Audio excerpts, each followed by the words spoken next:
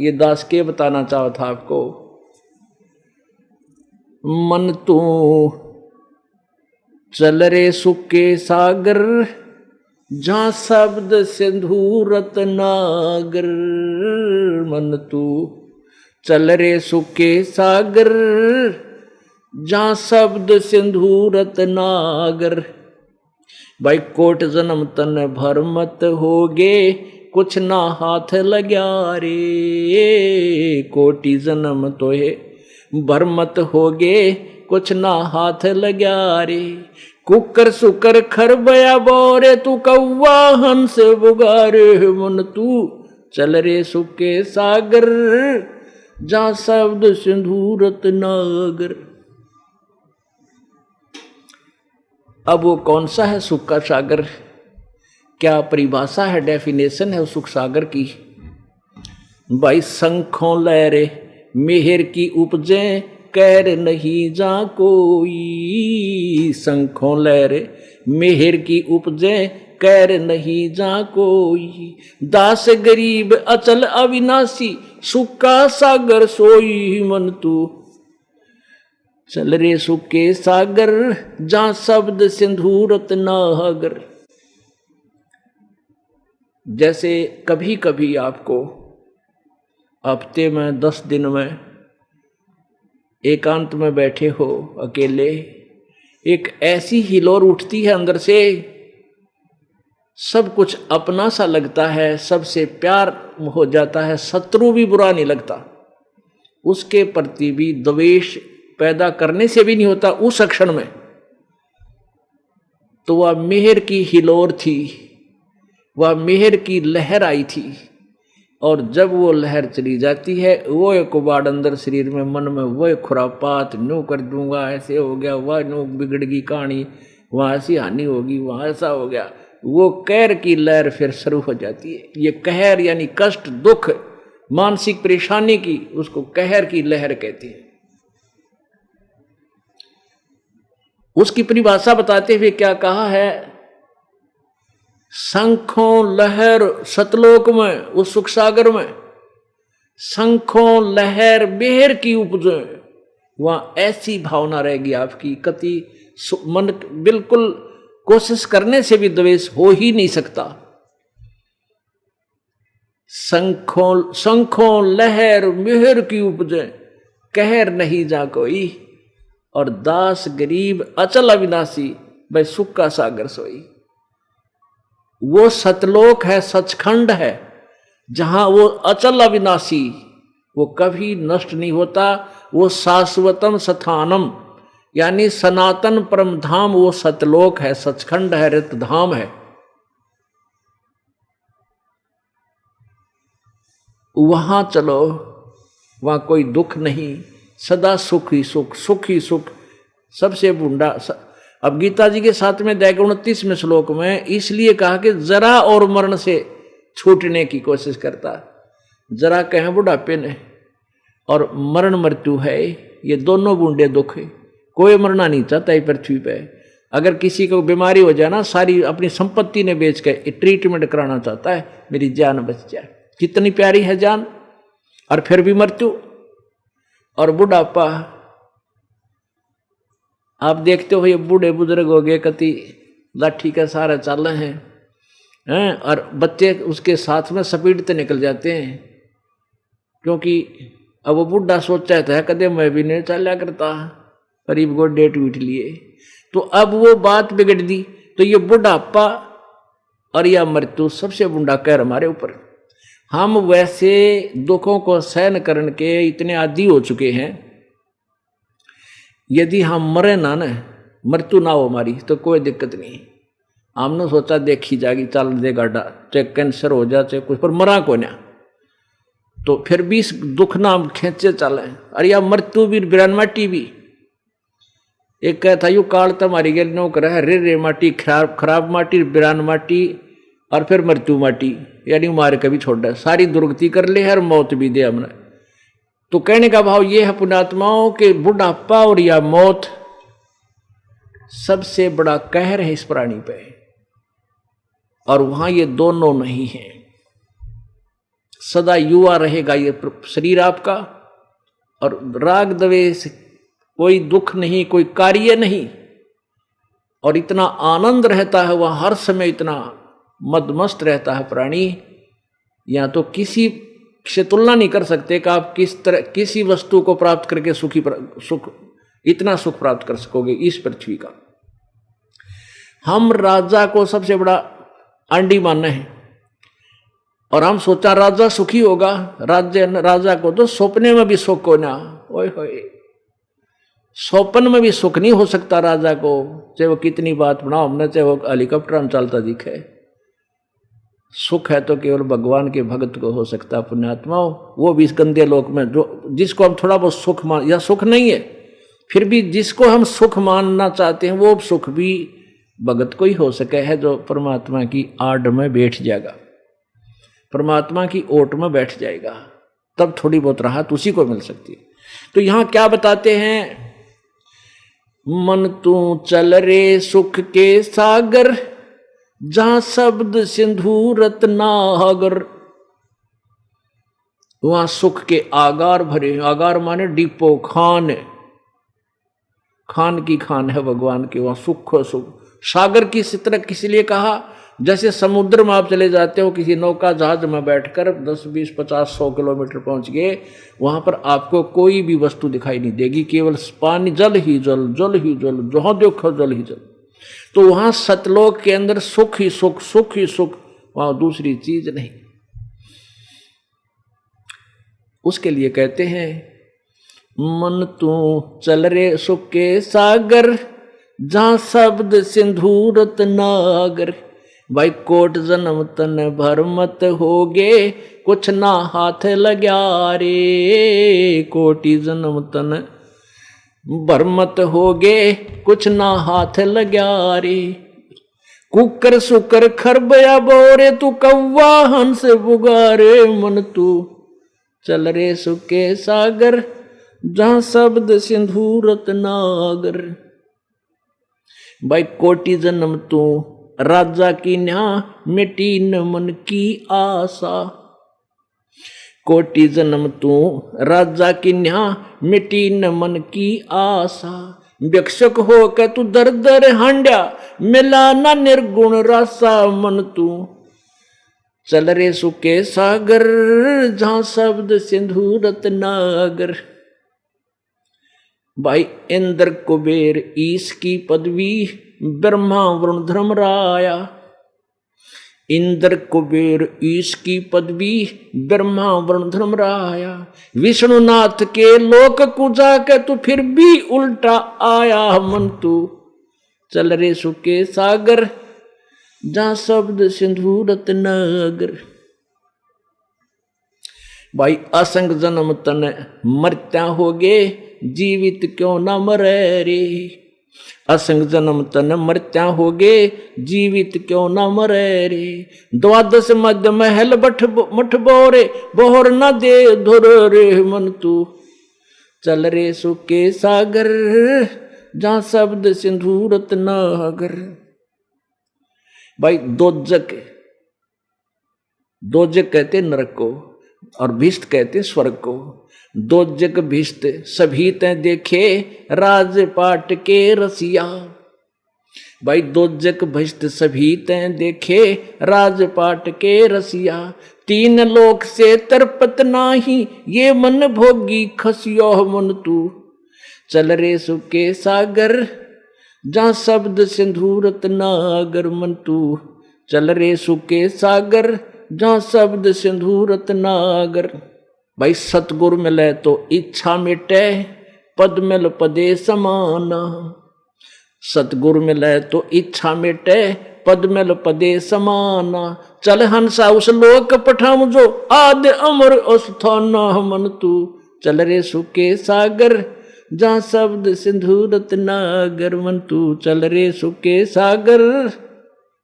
भाई चार मुक्ति जहां चंपी करती, माया होरी दासी। चार मुक्ति जहां चंपी करती, माया हो रही दासी। दास गरीब अभय पद पर सब बिलय, राम अविनाशी। मन तू चल रे सुके सागर, जहां शब्द सिंधूरत नागर, मन तू चल रे सुके सागर। जहां शब्द सिंधूरत नागर। पुण्यात्माओं, इस अमृत वाणी में आदरणीय गरीबदास साहेब जी ने परमेश्वर बंदी छोड़ कबीर परमेश्वर जी की कृपा से सतलोक सचखंड को आंखों देखा। परमेश्वर कबीर जी उनकी आत्मा को साथ लेकर सचखंड गए और वहां से सारे सिस्टम दिखाए, ब्रह्मा विष्णु महेश की सतीथि से परिचित कराया, अपनी समर्थता से परिचित करवाया, असंग ब्रह्मांड दिखाए। फिर उस प्यारी आत्मा को वापस शरीर में छोड़ दिया। घरवा 10 वर्ष की आयु के थे आदरणीय गरीबदास साहिब जी। उस समय गौवें चरा रहे थे जंगल में। वहां परमात्मा उन्हें सतलोक से आकर मिले थे और घरवालों ने मृत समझ लिया था और उसको चिता पर रख दिया था गरीबदास जी के 10 वर्षीय बालक के शव को, शरीर को। तो परमात्मा ने फिर वापस छोड़ दिया था। चिता के ऊपर से उठकर आए थे, अग्नि लगाने की तैयारी हो चुकी थी। उसके बाद उस महापुरुष ने परमेश्वर द्वारा दिए गए यथार्थ ज्ञान का कल्प तोड़ वर्णन किया। उन्होंने ये बताया। अब क्या बताया भाई? 4 मुक्ति जहां चंपी करती, माया होरी दासी। 4 मुक्ति जहां चंपी करती, माया हो रही दासी। दास गरीब अभय पद पर सब मिले, राम अविनाशी। मन तो चल रे सुके सागर, जो शब्द सिंधूरत नागर। पुण्यात्माओं, आपने श्रीमद् देवी भागवत अर्थात देवी पुराण, दुर्गा पुराण में गीता प्रेस से प्रकाशित मोटा टाइप पृष्ठ 123 पे पढ़ा, सुना, देखा कि ब्रह्मा विष्णु महेश स्वयं स्वीकार करते हैं हमारी जन्म और मृत्यु होती है, हम अविनाशी नहीं, हम नित्य नहीं है। ये भी नाशवान सिद्ध हो गए। और गीता ज्ञानदाता जो इनका पिता है, ज्योति निरंजन ब्रह्म है,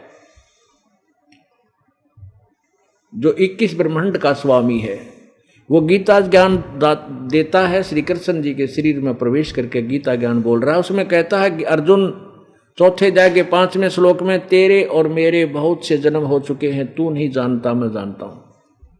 इससे सिद्ध हुआ कि गीता ज्ञान दाता भी अविनाशी नहीं है, ये ब्रह्म भी अविनाशी नहीं है,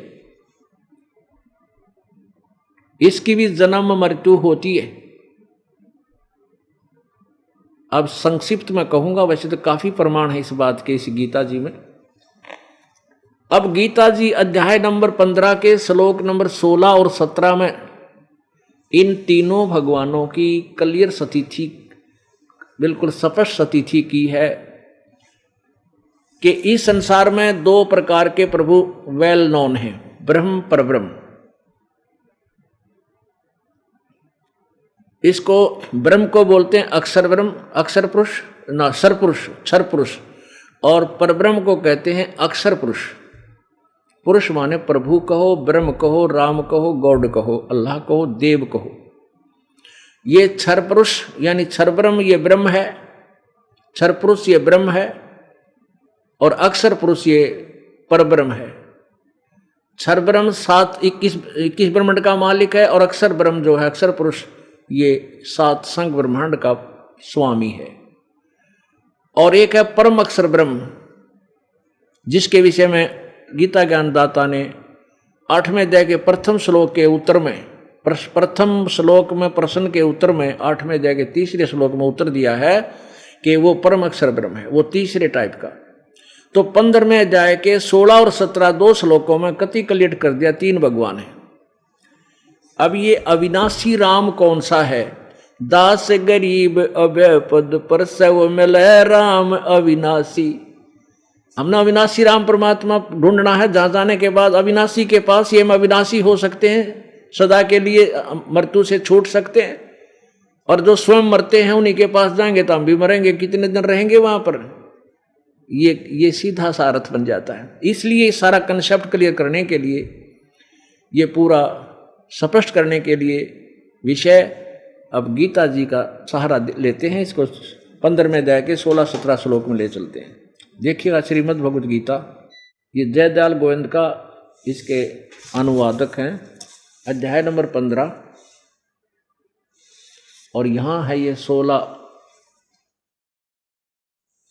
इसका लिखा है दिवौ द्वौ इमौ पुरुषौ लोके क्षर क्षर च अक्षर एव च क्षर अक्षर क्षर सर्वाणी भूतानि कटुस्थ अक्षर उच्यते। इसका क्या अर्थ बना है कि इस लोक में दिवौ दो पुरुषों माने पुरुष हैं, क्षर पुरुष और अक्षर पुरुष, यानी दो भगवान है वेल नोन। और इसी प्रकार इनके दोनों के लोकों में सभी प्राणियों के ये स्थूल शरीर तो इनके भी इनके प्राणियों के स्थूल शरीर नाशवान है और आत्मा अविनाशी सभी की है, वह तो गधे कुत्ते सूर की भी है। अब यहां देखो अनुवाद इन्हीं का 15वें अध्याय के 16वें श्लोक का अनुवाद है। इस संसार में नाशवान और अविनाशी भी ये दो प्रकार के पुरुष हैं। पुरुष माने प्रभु हैं, भगवान हैं, स्वामी हैं। और संपूर्ण प्राणियों के शरीर तो नाशवान हैं और जीवात्मा अविनाशी कहा जाता है। अब 17वें में कमाल किया है, उत्तम पुरुष उत्तम है, पुरुष है तो अन्य है, परमात्मा इति उदाहरत है। यह लोकत्रयम् अविश्य विवर्ती अवय ईश्वर है। अवय माने अविनाशी, ईश्वर माने परमेश्वर यानी भगवान। ये एक उत्तम पुरुष है तो अन्य है।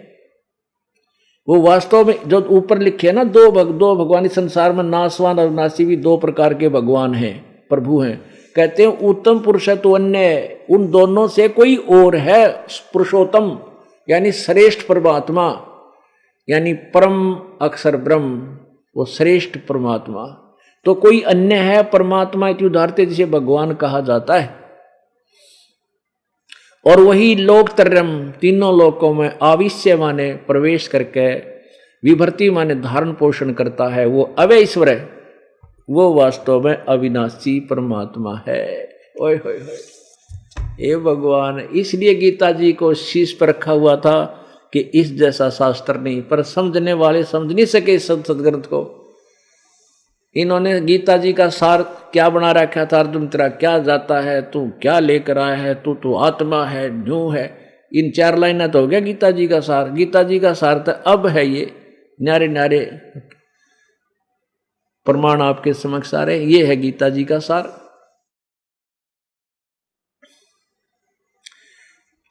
अब 3 परमात्मा से दोगे, एक सर पुरुष तो अब समझ लो, नाश अक्षर मान नाशवान शर, और अक्षर अविनाशी। अक्षर पुरुष को अविनाशी कहा, क्यों कहा कि इसकी मृत्यु बहुत समय में होती है। जैसे एक तो चीनी, ये चाय पीने का पहला कप होया करे, चाय पीने का मिट्टी सफेद सी मिट्टी का, इसका तो पता है हाथ में तो छूटा ना और फर्श पर पड़ते टुकड़े 4, यानी तो सीधा अस्थायी काम चलाऊ दिखे। ये तो क्षर पुरुष की स्थिति समझो इस 21 ब्रह्मांड के मालिक की। और अक्षर पुरुष का शरीर ऐसा समझ लो जैसे स्टील का कप हो। अब उस क्षर पुरुष उस मिट्टी वाले कप की तुलना में वो स्टील का कप स्थायी नजर आता है कि यो स्थायी है, यो टूटे को नहीं। लेकिन एक दिन जंग लगेगा स्टील के इस्पात के, और वो भी विनाश में आवेगा, समय से बहुत लग जाओ, वो भी अविनाशी नहीं रहा। ऐसी स्थिति समझो सरपुरुष और अक्षर पुरुष की।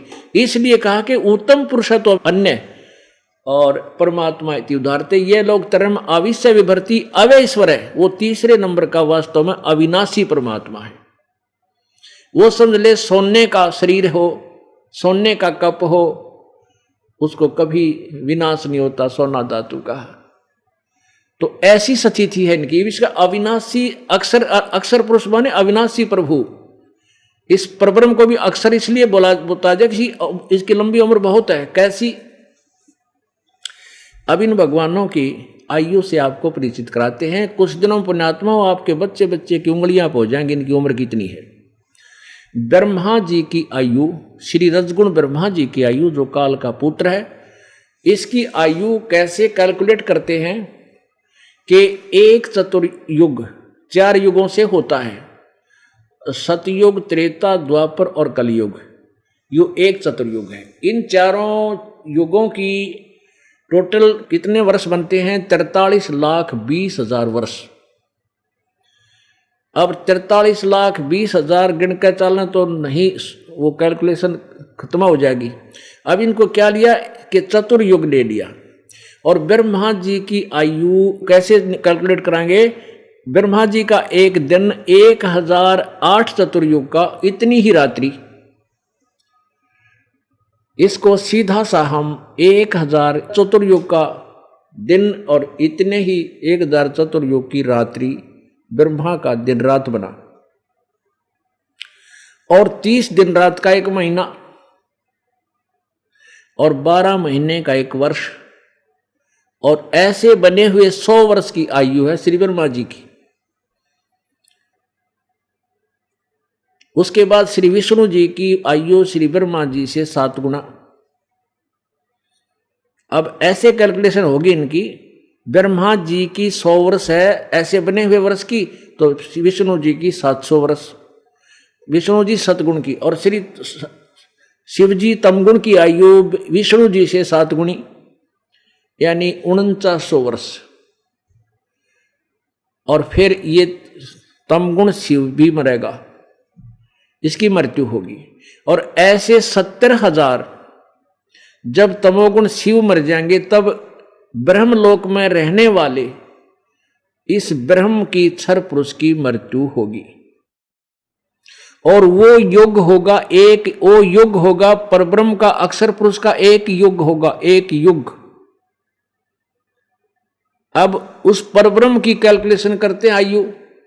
ऐसे एक युग बन गया जब युग काल मरेगा, एक युग हो जो ब्रह्मलोक में रहने वाला ये काल, एक ब्रह्मांड का नाश होगा, तो ये काल अपना शरीर छोड़ देगा, ये मृत्यु को प्राप्त हो जाता है। फिर दुर्गा भी ऐसे मरती है, उस समय सब ब्रह्मांड विनाश हो जाएगा। और दुर्गा और काल का, ब्रह्म का, ये दूसरे ब्रह्मांड में चले जाते हैं।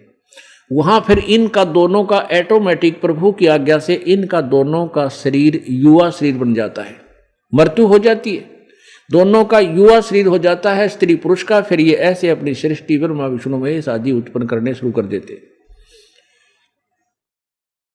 इसलिए गीता जी अध्याय नंबर 4 के श्लोक नंबर 5 में कहा कि अर्जुन, तेरे और मेरे बहुत से जन्म हो चुके, तू नहीं जानता, मैं जानता हूं। और 9वें श्लोक में कहा कि मेरे जन्म और कर्म अलौकिक है, मेरा ऐसे जन्म होता है, तुम्हारी तरह नहीं। अब ये एक युग हो गया, जब युग काल मरेगा, एक ब्रह्मांड का विनाश होगा, उस समय समझो एक युग हो गया उस अक्षर पुरुष का, जो दूसरे नंबर का प्रभु है, जो सातसंग ब्रह्मांड का मालिक है। अब ऐसे ही 1000 युग का दिन, नोट चतुर्युग, 1000 युग का दिन, इतनी ही रात्रि अक्षर पुरुष यानी परब्रह्म की। और ऐसे ही 30 दिन रात का एक महीना, और 12 महीने का एक वर्ष, और 100 वर्ष, ऐसे बने हुए 100 वर्ष की आयु है किसकी? अक्षर पुरुष की। और तीसरे नंबर का जो परम अक्षर ब्रह्म है, वो कभी विनाश में नहीं आता, उसकी कोई आयु नहीं है। अब देखो, एती उम्र बुलंद मरेगा अंतरे, क्योंकि कोई सतगुरु लगे न कान, न भेंटे वो संतरे। इतनी लंबी उम्र भी हो जाएगी तेरी, जितनी ब्रह्मा विष्णु महेश की कितनी कैलकुलेशन, फिर परब्रह्म और ब्रह्म की जितनी भी होगी, तो भी अंत में मृत्यु रहे। क्यों? क्योंकि तुझे वो तत्वदर्शी संत नहीं मिले, जो गीता जी अध्याय नंबर 4 के श्लोक नंबर 34 में, यजुर्वेद अध्याय नंबर 40 के मंत्र नंबर 10 से 13 में जिन उस तत्वदर्शी संत के बारे में जानकारी दी हुई है, जो वेदों के ज्ञान से अलग ज्ञान रखता है, गीता जी के ज्ञान से और एक्स्ट्रा ज्ञान भी रखता है। तुझे वो तत्वदर्शी संत नहीं मिला, इसलिए इतनी लंबी उम्र हो जाएगी, तो भी मृत्यु तेरी। पुण्यात्माओं, इस जो अमृतवाणी आपको सुनाई थी, मन तू चल रे सुख के सागर जहां शब्द सिंदूरत नागरे, कोटि जन्म तन भरमत हो गए कुछ ना हाथ लगा रे, और कुकर सुकर खरबा बोरे कौआ हंस बगारे।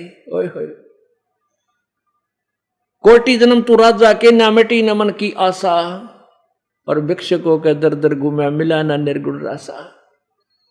पुण्यात्मा, कुछ एक उदाहरण ऐसे होते हैं जो सफिशिएंट होते हैं, बहुत पर्याप्त होते हैं आपको समझने के लिए। श्री अम्बरीश राजा थे, सतयुग में बड़े धार्मिक और भक्ति भी करते थे, न्यायकारी राजा थे, जैसी उनको भक्ति प्राप्त थी। और दुर्वासा जैसी तोप जो अपने आप उसके सामने सब कुछ थर्राते थे, वो अम्बरीश राजा की भक्ति सत भक्ति के सामने फिट्टे मुंह होकर वहां से गए थे। उसके बाद वो पुण्यात्मा सतयुग में गई, सतयुग में स्वर्ग में गई, वहां अपने पुण्य क्षीण होने के बाद फिर जन्म हुआ, राजा जनक हुए, वही आत्मा। और राजा जनक वो महान आत्मा थी। सुखदेव जैसे ऋषि जो आकाश में उड़ जाते थे अपनी सिद्धि से, उनको भी राजा जनक से उपदेश लेना पड़ा, और तब वो स्वर्ग तक जाने का उसका जुगाड़ हुआ। और वो राजा जनक जब शरीर छोड़कर जाने लगे, अपनी जो साधनाएं यज्ञ धर्म आदि किए थे उनके आधार से विमान आ लेने को, और विमान में बैठकर जा रहे थे स्वर्ग की तरफ। रास्ते में एक नरक के पास से विमान निकलवा दिया काल भगवान ने। ऐसे ठगता हमारे को ये। अब उस नरक के अंदर 12 करोड़ आत्माएं अपना नरक कष्ट भोग रही थी, दारुण चिल्लाट उनकी आ रही थी। और उस संत, उस महान आत्मा, पुण्य आत्मा के मन में करुणा आई कि भी ये कौन रो रहा है, विमान रोको मेरा। राजा जनक ने कहा। अब वो जो आए थे भगवान के देवदूत, उन्होंने विमान रोक दिया। राजा ने पूछा कि ये कौन रो रहा है, किसको ऐसा कष्ट है, ये सहन नहीं होता, इतनी दारुण चिल्लाहट। तो देवदूतों ने बताया कि राजन, यहाँ एक नरक है और यहाँ प्राणी अपने किए हुए कर्म का फल भोग रहे हैं। राजा ने बोला, भाई मेरे से नहीं देखा जाता, इनको छोड़ दो। अब देवदूत बोले, राजन यहाँ तेरा हुक्म नहीं चलता, यहाँ तो धर्मराज का, यहाँ के न्यायाधीश का हुक्म चलता है। तो उसने, राजा ने कहा कि भाई मैं तो आगे जाऊं को नहीं। राजा जी ने कहने लगा, मुझे यहीं रख, तो छोड़ दो और मुझे भी इस नरक में डाल दो, मैं नहीं जाऊंगा इनको छुड़वाए बगैर। अब कर दी स्ट्राइक। अब धर्मराज आया वहां पर, उसने कहा, राजन यहां विधान है, जो जैसा कर्म करेगा उसने भोगना पड़ेगा, ये अपने पाप भोग रहे हैं, आप चलो अपने स्वर्ग में चलो, आप इनसे क्या लेना देना। राजा जी ने कहने लगा, नहीं मैं नहीं देख सकता इनके दुख को, इनको छोड़ दो, किसी कीमत पर छोड़ दो। अब धर्मराज बोला, भी एक काम है, फिर इसका एक विकल्प है, आप अपने पुण्यों में से कुछ पुण्य दे दो इनको, फिर मैं स्वर्ग ले भेज दूंगा इनको। अब राजा जनक ने आधे पुण्य दे दिए अपने। देख काल ने ठग लिया, ये राम ऐसे जुल्म करता, हमारे को ऐसे ठगवा लेता है। अब उस आधे पुण्य देते हैं वो 12 करोड़ आत्माएं उस राजा जनक के द्वारा दिए गए पुण्यों के आधार से विमान में बैठ कर धर्मराज ने स्वर्ग में भेज दी। उधर से राजा जनक भी स्वर्ग पहुंच गया। अब पुण्यात्माओं, जब तक राजा जनक द्वारा दिए गए पुण्य उन पुण्यात्माओं के पास हैं, तब तक तो स्वर्ग में रहेंगे। उसके बाद पुण्यक्षीण होते फिर उसी नरक में ठोके जाएंगे, क्योंकि वो पुण्य पाप भी उन्हें भोगने पड़ेंगे। यहां का विधान है, जैसे कर्म करा है वो दोनों भोगने पड़ेंगे। केवल कबीर परमेश्वर, वो पूर्ण ब्रह्म परमात्मा है, परमक्षर ब्रह्म, जिसकी सत भक्ति से 3 नाम के मंत्र के जाप से ये पाप नष्ट हो जाते हैं, खत्म हो जाते हैं, वो भोगने नहीं पड़ते। मासा घटे ना चल बदे, विद ना लिखे जो लेख, साचा सतगुरु बेट कर ऊपर मारे मेख। साचा सतगुरु यानी तत्वदर्शी संत, और जिसके पास सत साधना अधिकार है, उस संत की शरण में आने से परमेश्वर कबीर जी उसके द्वारा दी गई साधना के आधार से आपके पाप कर्मों पर कलम मार देता है। करम भ्रम ब्रह्मंड के मैं पल में करहूं नेश, जिन हमरी दो ही देई वो कब्रो हमारे पेश। नेश माने नष्ट कर देता हूं, तेरे कर्म भ्रम को सब नष्ट कर दूंगा। जिन मेरी दोहाई दी है, मेरा नाम लिया, वो मेरे पास भेज दो। परमात्मा कहते हैं, धनराज से कहते तू इसका लेखा भी मत लेना मेरी आत्मा का। अब राजा जनक स्वर्ग में गए, वहां जो शेष बचे थे पुण्य उनको खत्म करके, और फिर वही प्यारी आत्मा नानक जी के रूप में तलवंडी में पैदा हुई, पंजाब प्रांत में, ज्वाइंट भारत में, इंडिया में। और फिर जब तो वो राजा थे, उनके नौकर होते थे अम्बरीश रूप में और जनक रूप में, अब नानक जी रूप में स्वयं सुल्तानपुर नगर में नवाब के वहां खुद नौकर लगे, क्योंकि पुण्य समाप्त कर दिए काल ने। और फिर वो प्यारी आत्मा के लिए परमात्मा स्वयं आए, बेई नदी पर मिले वो परम अक्षर ब्रह्म उस प्यारी आत्मा को सचखंड लेकर गए और सतलोक को दिखाया, अपना वास्तविक रूप दिखाया, ब्रह्मा विष्णु महेश की सतीथि से परिचित करवाया, जैसे गरीबदास साहिब जी को लेकर गए थे। 3 दिन तक उनको गुप्त रखा, किसी को पता नहीं कहाँ है, और तीसरे दिन वापस छोड़ दी उस आत्मा को। फिर उन्होंने ढोल के डंके से परमेश्वर के गुणगान किए। तो यहां क्या बताना चाहते, कोट जन्म तन भरमत हो गे, कुछ ना हाथ लग्या रे, कुकर सुकर खरबया बोरे, कौआ हंस बुगारे। कोटि जन्म तू राजा की, ना मिटी न मन की आशा, और भिक्षक होकर दर दर घूम लिया, मिला न निर्गुण रासा।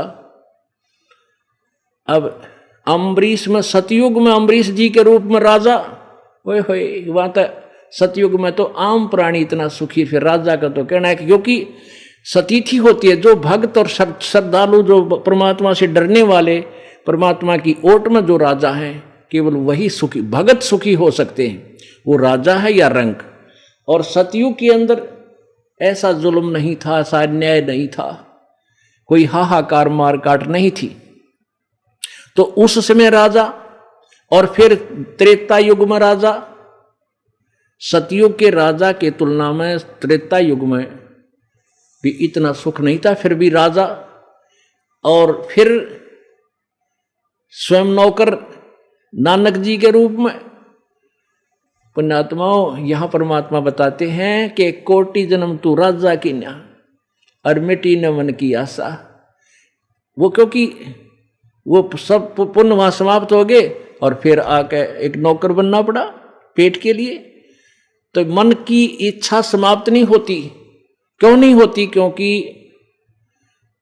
भिक्षक होकर तू दर दर घूमया, ऐसी भी साधना की तूने परमात्मा पाने के लिए, शास्त्र विरुद्ध साधनाएं ऐसी भी की कि एक नगरी में गया भिक्षुक बनकर, और रोटी जिसने 2-4 दे दी लेकर आ गया, जंगल में बैठ गया झोपड़ी डाल के, 2 रोटी खा ली, 2 टांग दी वृक्ष के, वह श्याम ने खा ली सूखी, और सुबह फिर मांग लिया। और इतनी कठिन साधना कर ली, उससे तू स्वर्ग भी चला गया, दोजक भिष्ट स्वर्ग नरक सब ने देख लिए, लेकिन ये निर्गुण रासा, ये तत्व ज्ञान, यथार्थ मार्ग तुझे भक्ति का नहीं मिला। इस कारण से तेरी यह दुर्गति कंटिन्यूस रही। इंद्र कुबेर ईश की पदवी, ब्रह्मा वरुण धर्मराया, विष्णुनाथ के पुर को जाके तो फिर भी उल्टा आया। इंद्र, स्वर्ग का राजा इंद्र। वैसे तो इस कंसेप्ट को क्लियर करने के लिए कंटिन्यूस 4 घंटे चाहिए जब ये स्पष्ट हो, लेकिन समय समय अनुसार धीरे धीरे आपको इसलिए बार बार बुलाते हैं कि इतना समय ना तो आपसे बैठा जा सकता, और ना ही ये ज्ञान फिर एक समय में इतना समझाया भी नहीं जा सकता, समझ भी नहीं सकते। तो ये धीरे धीरे आते रहोगे, सुनते रहोगे, सब कंसेप्ट धीरे धीरे क्लियर होंगे। इंद्र कैसे बनता है, फिर उसकी के दुर्गति होती है, ब्रह्मा विष्णु महेश की आपने सतीथि पता लग गया, ये भी जन्म और मृत्यु में होते हैं। इंद्र स्वर्ग का राजा होता है, 2 प्रकार से बनता है, या तो यज्ञ करे 100 मण घी की 100, और वो विघ्न ना हो बीच में, तो इंद्र की पदवी प्राप्त करता है। या तप करे डट के, तप से राज मदमानम जन्म तीसरे शुक्र श्वानम, उसकी तप की भी कुछ कंडीशन होती है, वो भी खंडित ना हो तब वो प्राप्त हो। और इंद्र की पदवी प्राप्त प्राणी को कितना समय स्वर्ग मिलता है? 72 चौकड़ी युग, 72 चतुर्युगी, सतयुग, त्रेता, द्वापर, कलयुग, ऐसे ऐसे 72, यानी 43,20,000 गुणा में 72। इतने समय तक वो इंद्र स्वर्ग का राजा रहता है इंद्र।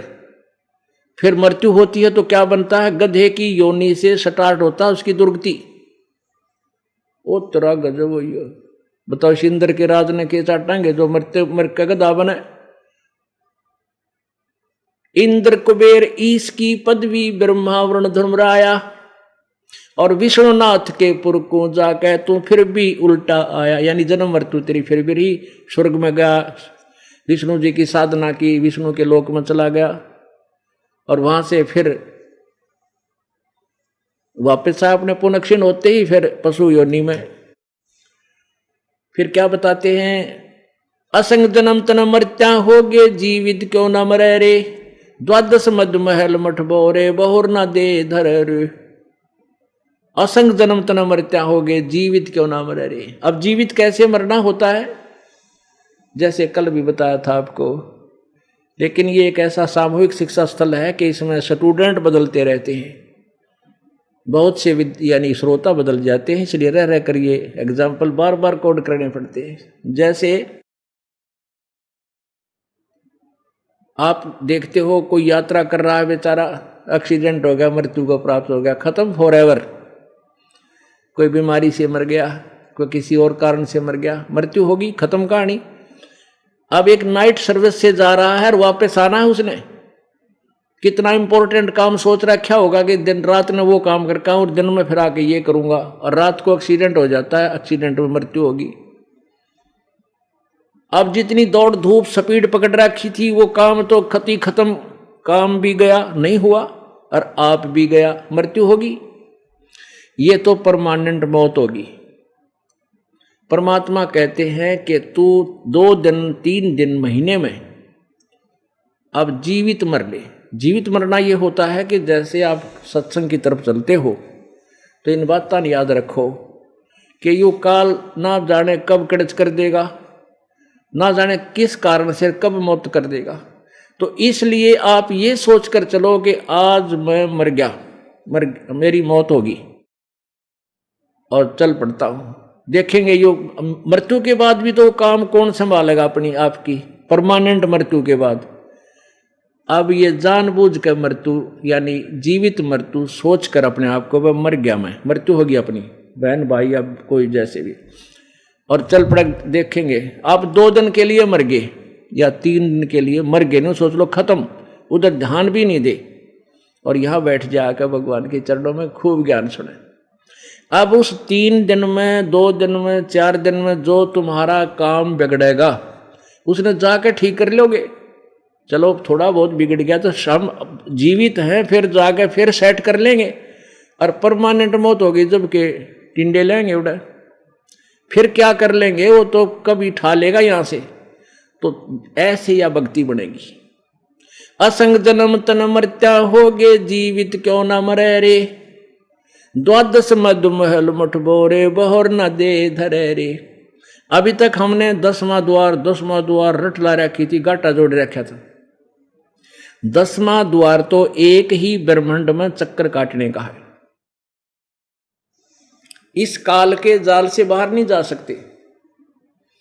और 11वां द्वार है जो 21 ब्रह्मांड को पार करके 7 संग ब्रह्मांड उस पर ब्रह्म के उसमें प्रवेश करते हैं, वो 11वां द्वार है। और 12वां द्वार है जो परब्रह्म के 7 संग ब्रह्मांड पार करके जो सतलोक में प्रवेश करते हैं, वो 12वां द्वार है, वो द्वादश मध्य, वहां वो स्थायी स्थान है। द्वादश मध्य मैल मठ बोरे बहुर न दे धरे रे, उस 12वें द्वार में जाकर के वो मठ है, वो स्थान है, जहां जाने के बाद फिर बहुर दे नहीं धरता, जन्म नहीं होता। कहते हैं दोजक भिस्त सभी ते देखे राजपाट के रसिया, 3 लोग से तरपत नाही ये मन भोगी खसिया। कहते हैं इसने 3 लोग का भी राज दे तो भी इस मन की संतुष्टि नहीं है। जैसे एक कोई गांव का सरपंच बन जाता है तो अगले वर्ष ने सोचा मैं चेयरमैन बनूं ब्लॉक का, और ब्लॉक का चेयरमैन बन जाता है तो न्यू इच्छा हो जाए कि एमएलए में खड़ा हूं। एमएलए बन जाता है न्यू कहीं मंत्री बनूं जब बात बने। मंत्री बनने के बाद तगड़मबाजी शुरू हो जाए, मुख्यमंत्री बनूं तो बात बने। और मुख्यमंत्री बनने के बाद हाथ पैर तो मारा है, मेरा प्रधानमंत्री का सूत बैठ गया। पुण्यात्माओं, परमात्मा कहता है अगर इसने 3 लोग का राज दे देना इस मन की तो भी संतुष्टि नहीं। अब जैसे आपके पास गरीब आदमी है, एक प्लाट भी नहीं है, प्रार्थना करते भगवान एक छोटा सा प्लाट हो जाए, प्लाट हो गया। फिर प्रार्थना करते भगवान इसमें एक छोटा सा मकान बन जा, काम चलाओ, मकान भी बन गया। फिर सोचा 2 लड़के हैं, एक का और भगवान न्यारा जुगाड़ हो जाए, वो भी हो गया। उसका प्लाट भी मिल गया, एक और मकान भी बना दूं, और बन गया, वो भी बन गया। इतना बूढ़ा मर गया और गधा बन के उस द्वार के सारे खड़ा पावा उस मकान के, कोई ना बढ़न दे भीतर। तो परमात्मा न्यू के हैं 3 लोग से तरपत नाही, ये मन भोगी खसिया। या 3 लोग दे दे तो भी संतुष्टि नहीं, इसकी मौत तो हो जाए जीव की, इतना हाय हाय लगी रहे। तो क्या बताते हैं भाई, सतगुरु मिले तो इच्छा मेटे, पद मिल पदे समाना।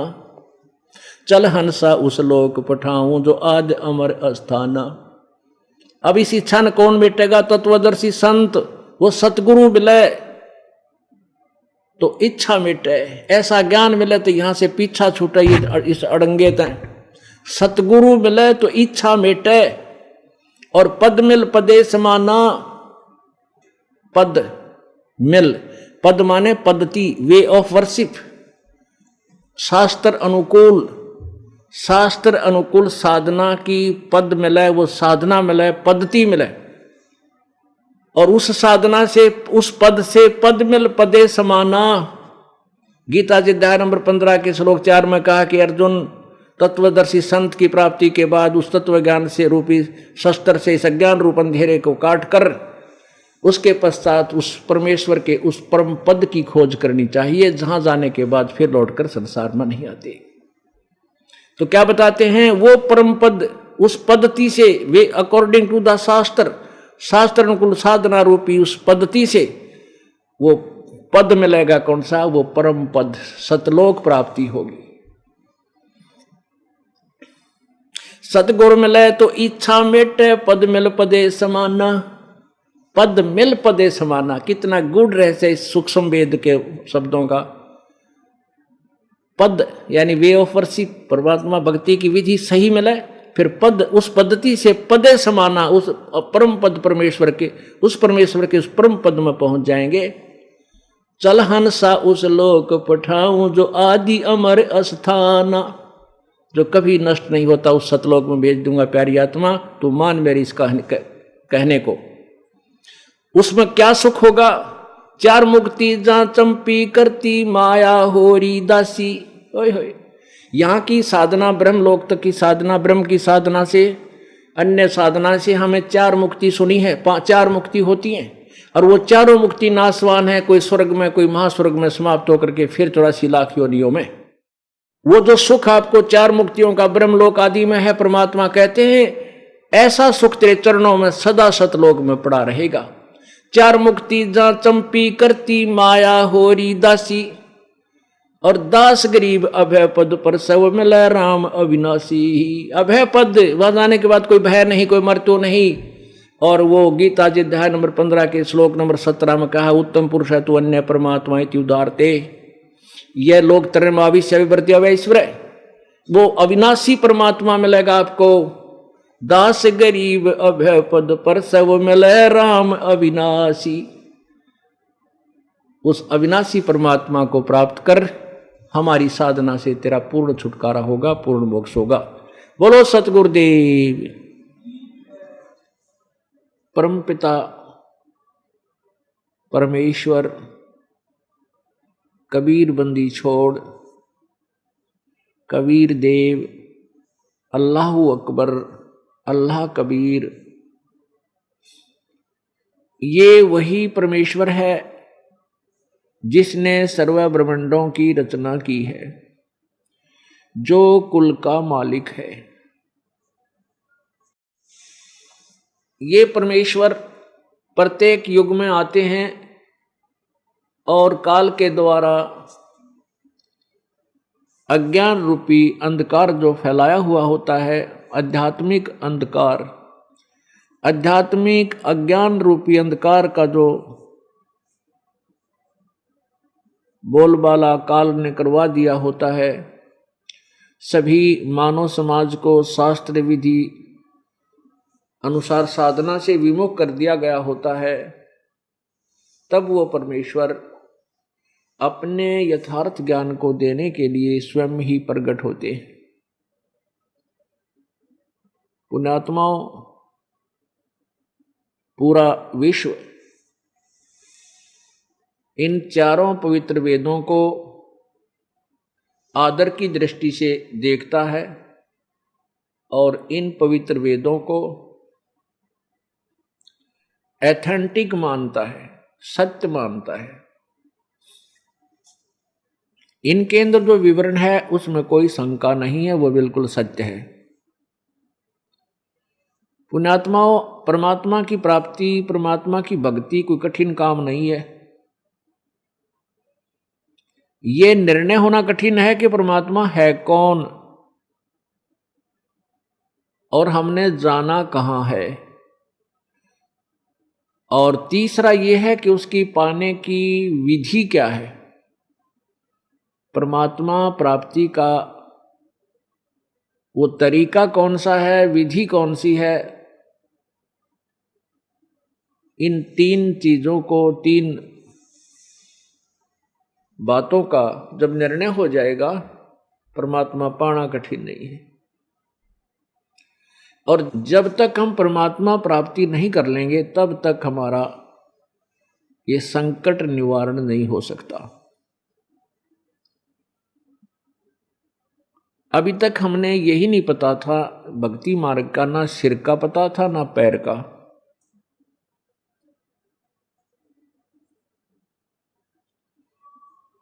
अब हमें वो तत्व ज्ञान मिल गया है जिसके आधार से हमें भिन्न भिन्न सतिथि, प्रत्येक देव की, प्रत्येक शास्त्र का हमें भिन्न भिन्न ज्ञान हो गया कि कौन सा शास्त्र, कौन सा ग्रंथ कितना ज्ञान रखता है। परमात्मा ने अपनी वाणी में कहा है, एक हाथी की पैड़ में सब जीवों की पैड़, सार शब्द चीने बिना या दुनिया मारे खेड़। एक हाथी के पैर का, पैड़ माने चिन्ह, पैर की पैड़ बोलते हैं, पैर का चिन्ह। उस हाथी के पैर के चिन्ह अर्थात पैड़ में सब जीवों की पैरों की पैड़ अर्थात चिन्ह वो छोटे रह जाते हैं, उसमें सभी समा जाते हैं। कहने का भाव ये है कि वो हाथी की जो पैड़ है, उस हाथी के पैर का जो विस्तार है वो सबसे बड़ा है। ऐसे ही तत्वज्ञान रूपी जो ग्रंथ है, इसमें सारे ग्रंथ समा जाते हैं। इसमें सभी सदग्रंथों का जो है यथार्थ और संक्षिप्त विवरण है। और सार ज्ञान चीन्हे बिना, मूल ज्ञान चीन्हे बिना या दुनिया मारे खेड़। खेड़ मारना, कोई इधर दौड़ रहा है, कोई इधर भटक रहा है, कोई इधर भटक रहा है। तो जब तक इनको दिशा ठीक नहीं मिलती तब तक ये प्राणी परमात्मा के पास नहीं जा सकता।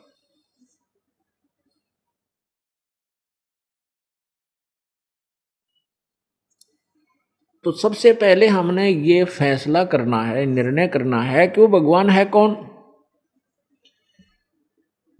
और उसके प्रमाणों सहित हम देखकर सुनकर तब उसको स्वीकार करेंगे। वैसे तब मानने वाले हम हैं नहीं, क्योंकि हमारे को भ्रमित बहुत कर दिया है इन अज्ञानी संतों और गुरुओं ने, इन नकली महर्षियों ने हमारे को इतना भ्रमित कर दिया है कि अब हम जैसे कहते हैं ना, दूध का जला हुआ छाछ को भी फूंक मारता है, लस्सी को भी फूंक मारता है, कहीं फूंक ना दे। और ये दास यही चाहता है कि ये सभी मानव जो परमात्मा को चाहने वाले हैं, ये सभी गुरुओं के पास जा चुके हैं और उन गुरुओं द्वारा दिया गया ज्ञान भी इनके अंदर समाया हुआ है। इनको पता है कि हमारे गुरुजी के नाम दे हैं, क्या नाम देते हैं और क्या ज्ञान बताते हैं। अब वहां से हटकर, क्योंकि वहां लुट लिए, पिट लिए, 20-20 वर्ष, 30-30 वर्ष, 40-40 वर्ष बर्बाद कर दिए, कुछ हाथ नहीं लगा। एक व्यक्ति बता रहा था, जी मैंने आप जो है बर में गुरु बनाए हो, मेरे को परमात्मा की चाह थी कि 2 वर्ष, कि 3 वर्ष, कहीं 4 वर्ष, कि 5 वर्ष। वो 60-65 साल के उम्र का आदमी। तो उसने कहा, जी आपकी यह पुस्तक पढ़ी, मैंने भक्ति सौदागर को संदेश भाग 1 और 2, और एक बार नहीं कई बार पढ़ी, क्योंकि मैं दूध का जला हुआ था।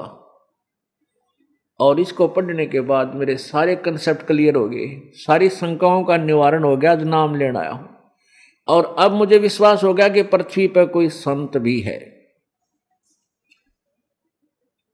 तो पुण्यात्माओं, ये दास यही चाहता है कि अब ये इस जो दूध के जले हुए हैं खूब फूक मार मार कर देखें, और एक बार इस ज्ञान से परिचित हो जाने के बाद आपका और आपके पूरे परिवार का और कई पीढ़ी तक का 101 पीढ़ी का उद्धार होगा आपकी का।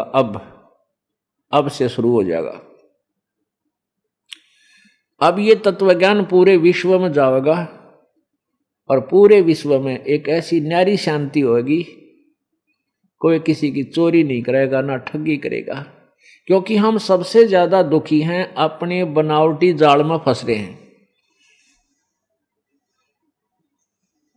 अब जैसे बालक होता है ना, छोटा सा बच्चा होता है, घर वाले मना करते हैं कि तू बाहर मत जा, गर्मी बहुत है रेत में, तो ऐसे आंख में चौनी करके और बाहर गली में दौड़ जाता है दोपहर में, गर्मी मई जून के महीने में। अब वहां उसके पैरों को गर्मी लगती है, गर्म जमीन लगती है, वो रोने लग जाता है। फिर वो बैठ जाता है, अगर पैर जले हैं बैठ जा, फिर वो और घना दर्द हो है, यानी पैर भी जले और बैठ गया वो शरीर जले, फिर वो रोए बूढ़ी तरह। तब माता पिता या भाई बहन उसको उठा के लावें, फिर दोबारा अपने स्थान पर बैठावें। तो ऐसे हम इतने अनजान बच्चे हैं कि हमने इस टेंशन वाले वजन को कैसे उठा लिया, इस टेंशन को कैसे ले लिया। जैसे हम बच्चों की शादी करते हैं, ब्याह करें, पहले साधारण सा ब्याह होया करता, ठीक है, थोड़ा बहुत लटोटर से कर लिया कर दिया, गाजे बाजे हो जाते, लेकिन इतना बेगन्ना था जो ईब शुरू कर दिया। अब क्या करते हैं, दहेज वाली बीमारी या सिर पर धर ली, ठीक है, जिसके पास कुछ पिछले पुण्य हैं उसके पास पैसे घने हो गए, उसने लड़की की शादी करी, मोटरसाइकिल दे दी, कार दे दी, टेलीविजन दे दिया, सिलाई मशीन दे दी, भाई कपड़े धोने की दे दी मशीन, रोटी पाने के गैस चूल्हे दे दिए, और कार भी दे दी मनवा ने। अब उससे थोड़ा सा कोई नॉर्मल है, वो फिर कार ना दे सके तो और कई लटोटर और कई प्रकार के आइटम देने की सोचता है अपने बच्चे को। फिर धीरे धीरे नीचे वाला समाज जो थोड़े गरीब हैं, अब उनके बच्चे जाकर देखते हैं कि उसकी बेटी का ब्याह हुआ, इतने सामान दे दिया, फिर वो गरीब आदमी भी बेचारा अपनी बेटी के मुंह की तरफ देखकर कि कहीं बेटी को कुछ दुख ना हो, उसकी सहेली इतना धन लेगी मैं कम दूं, तो वो बेचारा कितना कर्ज उठावे, किसी का अंगूठा लावे, ब्याज पर पैसे लावे, और फिर वो अपनी बेटी को दहेज दे। फिर क्या सिस्टम हो गया कि आइटम पूरे करने लग गए, 5 आइटम देने हैं, घटिया बटिया किसी और लाकर दर दे। तो ये जो बीमारी हमने दहेज जाली ला दी, ये अपने बच्चे की दुश्मन है। एक तो आगे वाले व्यक्तियों को लालच पड़ गया, पीछे ये बीमारी कैसे शुरू हुई, लड़कियों का मर्डर करना शुरू कर दिया दुष्ट आत्माओं ने, इस लालच में कि दूसरी जगह लड़का ब्याहेंगे, ये तब आए गए। ऐसा जुल्म शुरू हो गया था। अब ये एक ऐसा कानून बन गया, अब थोड़ा सा बात में फर्क आई है, नहीं तो जुल्म हो गया था। लेकिन इन कानूनों से कोई लाभ नहीं होगा, ये तो हृदय से हटानी पड़ेगी यह चीज कि ये इस बीमारी हमने आप पाल ली। बेटी के भाग में अगर सुख है तो उसने कोई मोड़ नहीं सकता। और जहां हमारी बेटी क्योंकि वो राम नाम पर लगी हुई है, भगवान की भक्ति कर रही है, चाहे किसी गरीब का ब्याह दियो, ब्याह तो वही होगा जहां मालिक ने लिख रखा, गरीब और अमीर का तो रोड़ा को नहीं। और परमात्मा के हाथ में कलम है, अपनी बेटी ने इसी जगह संयोग जोड़ देगा। और जाते ही कुछ ही दिनों में उस बेटी वहां अपवारे नारे हो जाएंगे।